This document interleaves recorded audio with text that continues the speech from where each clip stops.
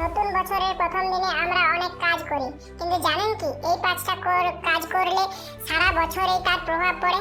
ভিডিওটা শেষ পর্যন্ত দেখুন। দেরি করে ঘুম থেকে ওঠা। বছরের প্রথম দিনে দেরি করে ঘুম থেকে ওঠা মানে সারা বছরের অলসতার শুরু। আজ যদি আপনি সকালটা সুন্দরভাবে শুরু করেন, মনটাও পজিটিভ থাকবে পুরো বছর।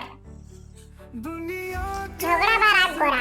প্রথম দিনে ঝগড়া, রাগ বা খারাপ কথা বললে নেগেটিভ এনার্জি আপনার মনেই থেকে যায়। আজ একটু চুপ থাকুন, শান্ত থাকুন, নিজের জন্যই ভালো। টাকা ধার নেওয়া বা অযথা খরচ করা।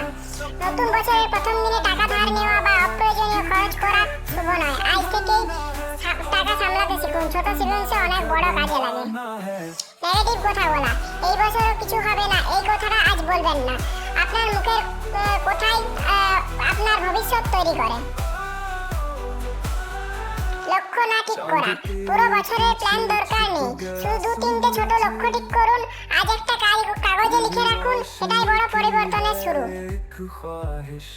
এই 5টা কাজ এড়িয়ে চললে নতুন বছরটা আপনার জন্য বিশেষ হবেই।